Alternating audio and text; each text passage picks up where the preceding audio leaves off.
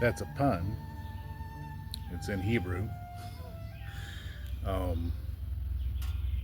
It means blessed shallot, but it's not actually how you would bless a shallot. It's more like how you would say Merry Christmas if you celebrated shallot. 1,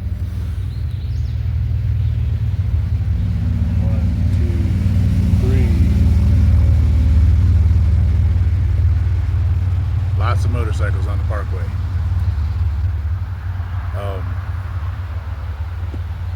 Before we get into it all, if you did want to bless a shallot, the blessing would be Baruch atah Adonai Eloheinu melech haolam borei pri Adama, or something like that. It's hard to remember them all, but it means, blessed art thou, O Lord our God, King of the universe, who has given us the fruit of the earth. I'm not actually Jewish, but I was raised by Jews, and if you've ever sat for a Passover dinner, you've not eaten all day, and they bless everything, which as a child I found to be frustrating, tedious, boring, and I was hungry. As an adult, part of me really does appreciate that attention to, not to detail, but more to like every aspect of, taking the time to appreciate and give thanks for and acknowledge all of the blessings that you have. But I digress. Mostly I just wanted to make the pun, and then I had to tell you all that because a lot of you have no idea what that is probably. Anyway, this is a shallot. The reason I bring this up, I would feel really safe in assuming that the majority of onions used are sort of the garden variety, pun intended, yellow onions that you see everywhere. That's sort of usually what's used in a restaurant to make like everything. They're what you probably use at home, but they're still good sized onions. And if you're doing the kind of things that I do, where you're just riding out to somewhere and then you want to eat, and we're on a Blue Ridge Parkway, we're on a Skyline Drive today. There's no restaurants up here. There's nowhere to eat, and I'm hungry. A shallot, fantastic flavor. It is just about the right size for a one-person meal. So, let's cook.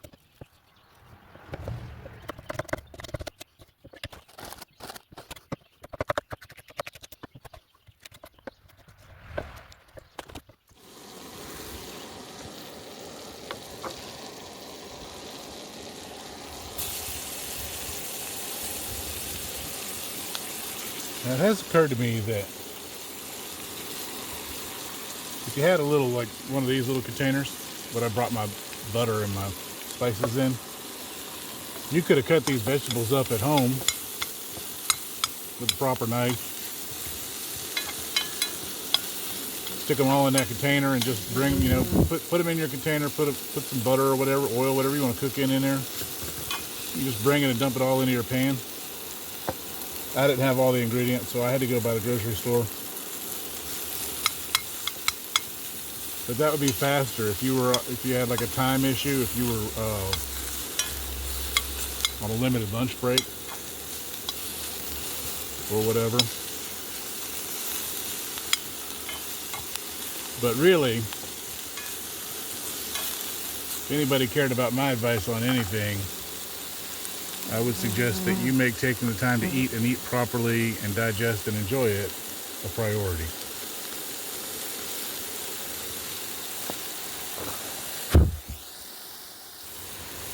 Can't even begin to tell you how good this smells.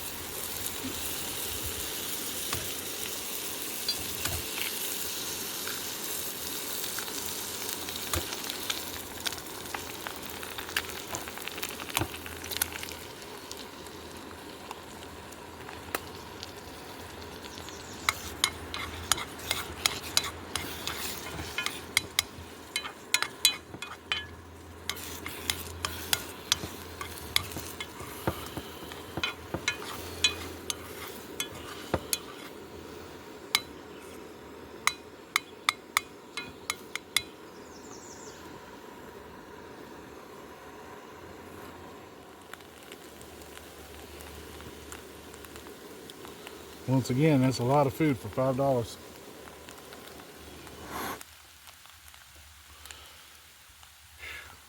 Very excited.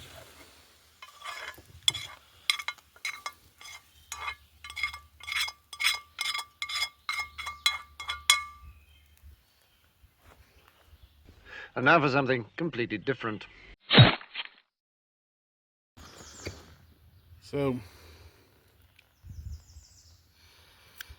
about a week ago,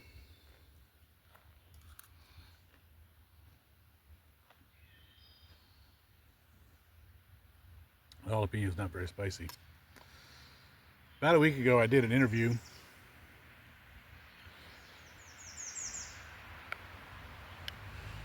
for the YouTube channel Meandering Miles. We talked about all kinds of stuff.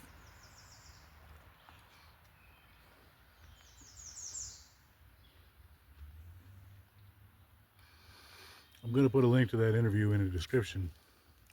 You should check it out. It's you don't have to watch the whole interview if you don't want to, but check the channel out anyway, because he does some cool stuff on his channel. He did a cross-country trip. He interviews other bikers. I don't know. Just more content for your repertoire. For your little content library, content bank. There's another motorcycle. They're everywhere. So,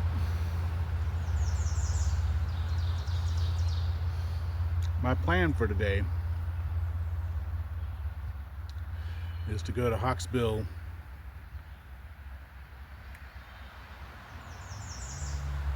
Mountain. I'm not walking well today, as you could see earlier in the video.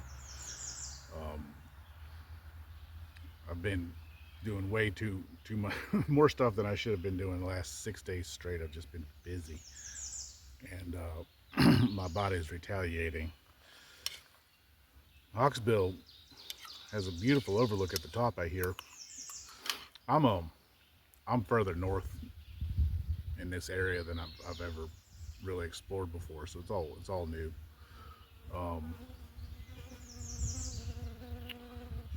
So if you hike up to the top of Hawksbill Mountain, there's a 360-degree overlook that I would love to see, but I am not going to make it up there today. But the other thing that fascinates me about the Hawksbill Mountain area is there's a really intriguing Bigfoot story that comes from that area. Don't start with me. Don't even get in my comments about it. I can hear you thinking about it. There are two types of people. People that believe in Bigfoot and people that don't.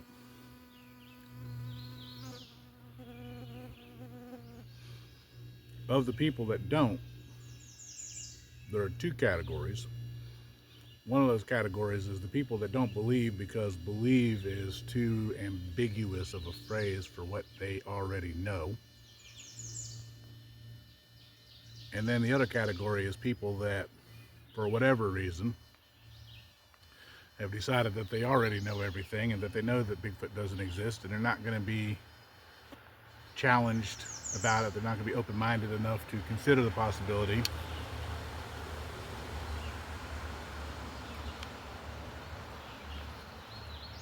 And so they refute the entire subject with ridiculous sea lining about how come we haven't found a body, or how come we haven't caught up with it yet, or how come the government hasn't told us about it. Like, all of that stuff can be part of the mystery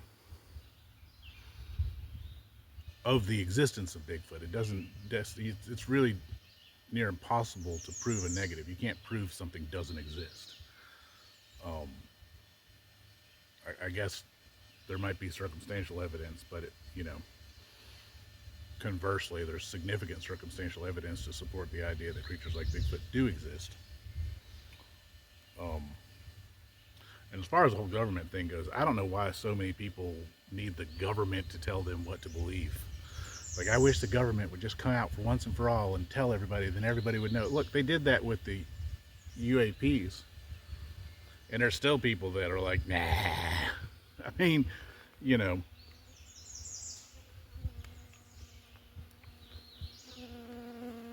do your own research, as they say. I mean, obviously you're not going to have a Bigfoot study. No one does, which means nobody really is an expert on the subject. Although people think they are. But look into it. Honestly, you know, like, be comfortable with being uncomfortable about things. Find, you know, challenge the things in your life that make you uncomfortable. Challenge the things in yourself that make you uncomfortable. Explore them. You know, you never learn anything if you don't. You know. Anyway, Hawksbill. I'm going to tell you this story from memory. And it's probably been a couple of years since I read it. And I should have read it before doing this, but I'm going to tell you anyway. So there's this guy who came up here. He went to Hawksbill Mountain and he went camping, overnight camping. He hiked a couple miles down this trail or whatever. At some point in the middle of the night, he woke up. I don't remember why. There were rocks thrown at him, or heard something walking around his campsite or whatever.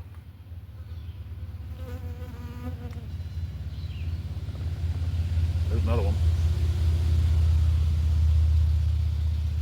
Whatever that experience was, it scared him enough that he never went back to sleep. And in the morning, he kind of got all of his stuff together and he took off back up the trail. And he came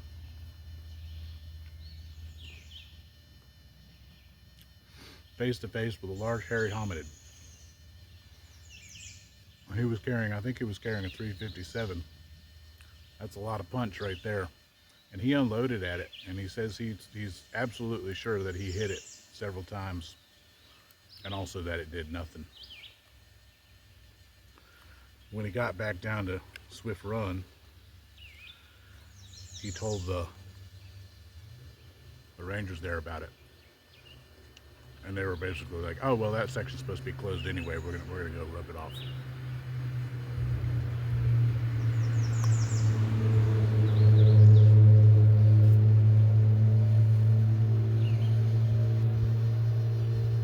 If you're still with me, I'll tell you my Bigfoot story.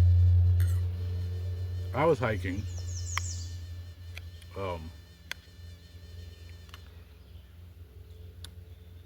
in Whitehall. You go out Sugar Hollow Road.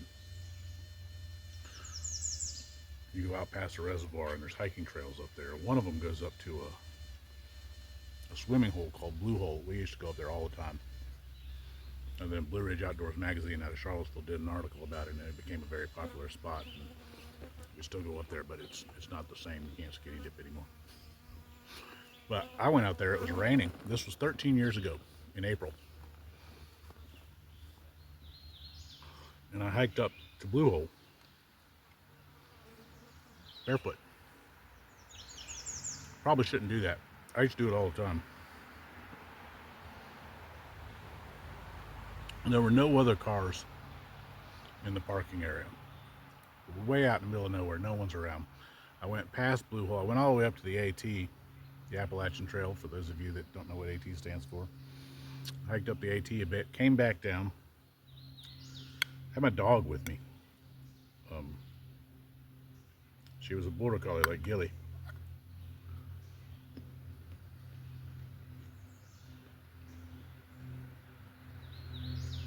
And that was probably like maybe half a mile from the parking lot. Hiking down this logging road in the rain, barefoot, making almost no noise. I walk really quietly in the woods anyway. Growing up, I always practiced. We'd play this game at night, or sometimes during the day, where one person would be blindfolded and they'd get surrounded by everybody else in the group. And the goal was to sneak up on them and touch them without them hearing you. If they heard you, they pointed at you. And if they pointed at you, you were out. So little things like that I did my whole life. I never really noticed until I'm walking with someone else and they make a lot of noise walking. right? Like they're kicking rocks or stepping on sticks that break, you know. Anyway, I look to my right,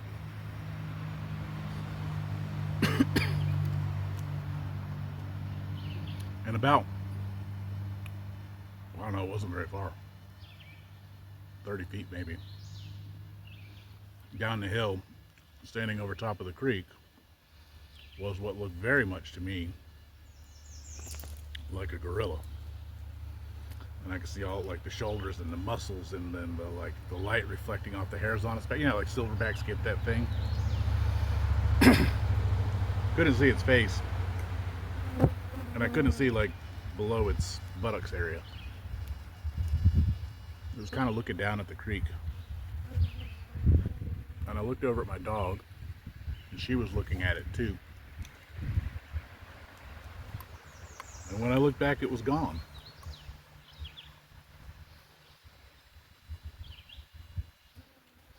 At that point in my life, I'd never heard of finding Bigfoot or any of those other. It wasn't anything on my radar. I remember as a kid being curious about it, but not, you know.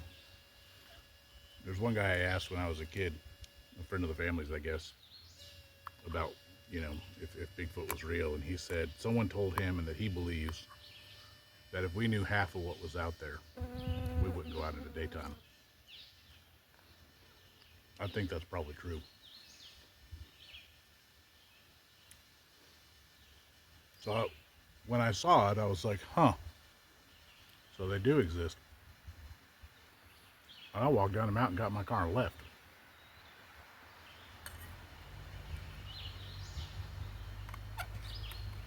But it changed my life.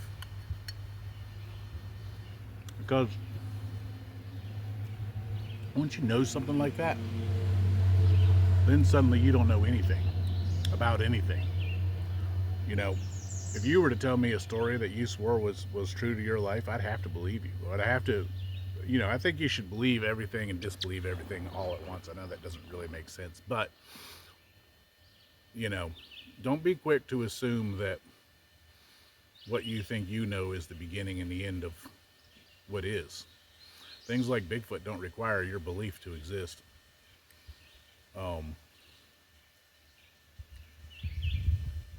You have to question everything. Are we the dominant species? Are we the most intelligent species? You know, it never seems to occur to anybody that wonders about why we've never caught up with them, that maybe they're smarter than us. I don't know. Anyway, I wanted to talk about it. You know, I went back and forth about it for a while. One of the things I said in the interview that I mentioned earlier was that what I really want to do with my channel is just be myself and just be, you know, my interests and myself. And myself saw a Bigfoot. So there you go. Let's go to Hawksbill. Apparently I'm not the only one that stopped here for lunch. But it does provide me a little trash can. We'll take that with us, find somewhere to get rid of it. You ready?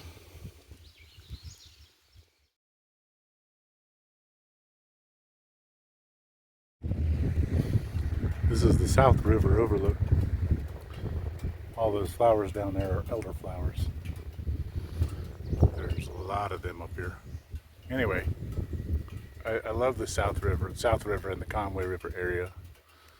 So somewhere I have, you know, I just said that I hadn't explored this far north. I have down there, down in that dark area, just not up here on, you know, like on the AT and stuff, for the most part. Anyway, that has some music. Back in the 90s, I worked at Miller's Restaurant, Charlottesville, Virginia. And I worked with a guy named David. Yes, his name's David. You can check Wikipedia. Anyway, he's a good guy, good friend of mine.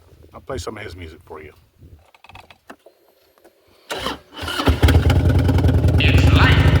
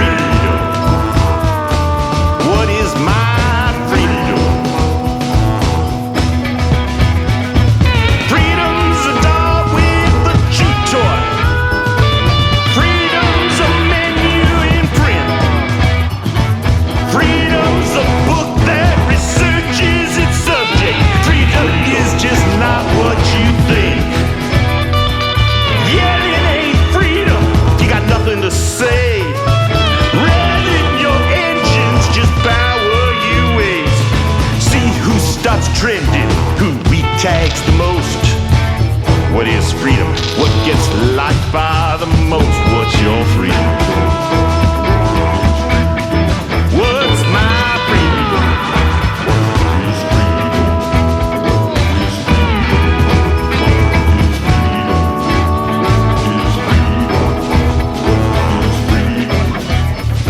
Is freedom the shotgun on the rear window rack of your Hemi-powered 4x4 Ram?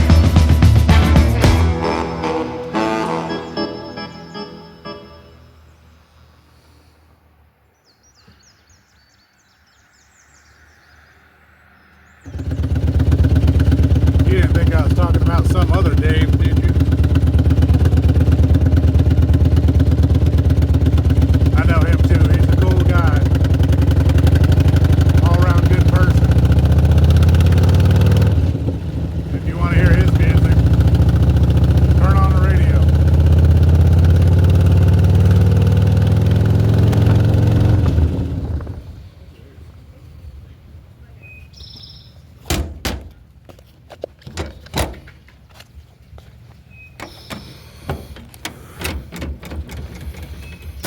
Bear-proof trash cans.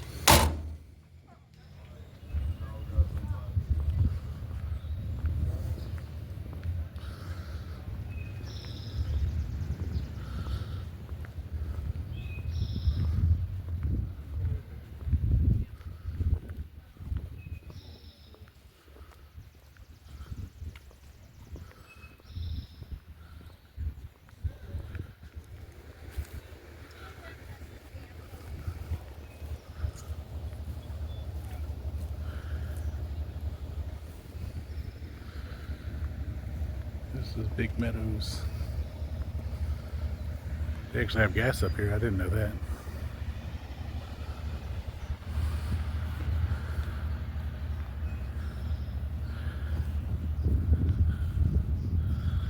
I've always heard about Big Meadows, but I've never been here. And I stand corrected about my earlier comment. There is a restaurant on the Skyline Drive. It's right there.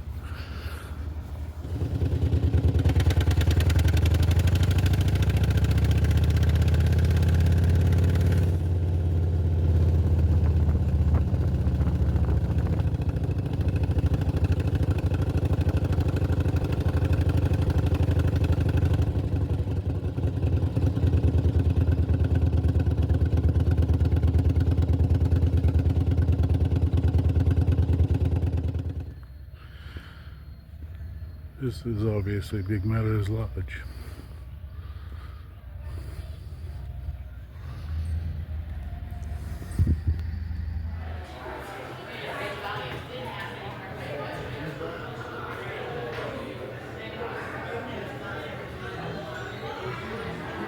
This place has a dog menu.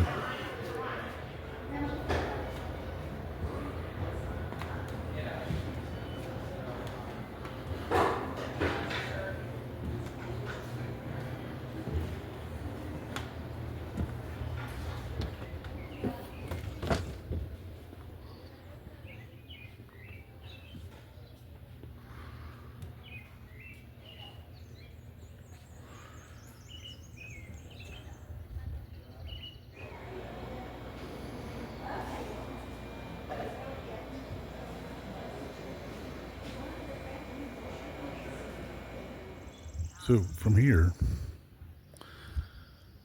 Gilly's way up there.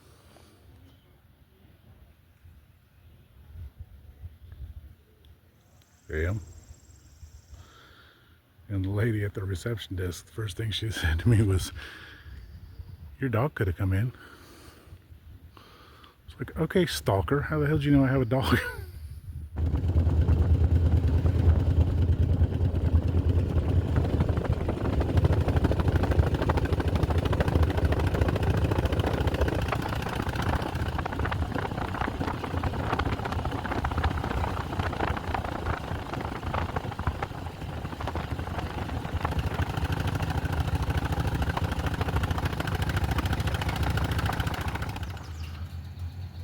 I made it. This is the upper Hawksbill parking area. not very scenic. If you were to hike up this trail, I guess that takes you to the summit.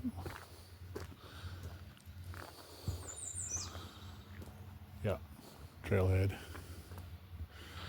Hike Upper Hawksbill, 2.1 mile round trip.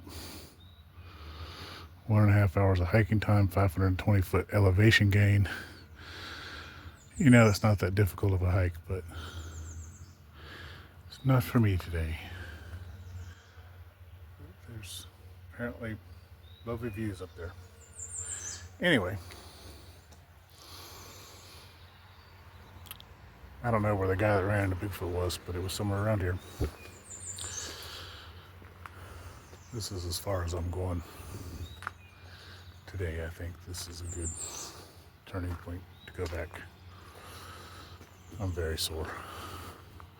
I probably shouldn't have done this trip at all, but I didn't want to just sit around the house all day.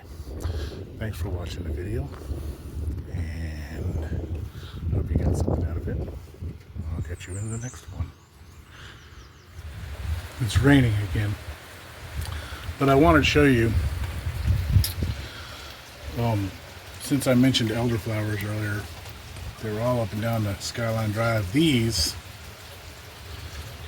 are cuttings that are rooting of elders.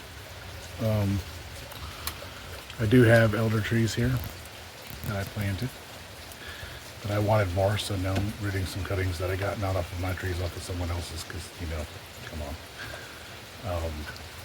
Elders are a really good medicinal plant, and I usually like to take the berries and steep them in 100 proof alcohol to make like a little tincture that's good for immune support and stuff. But this year's the first year I've actually used some of the flowers for some stuff too. So anyway, just a little add-on.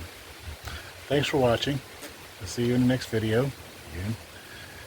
And I don't know, that's it.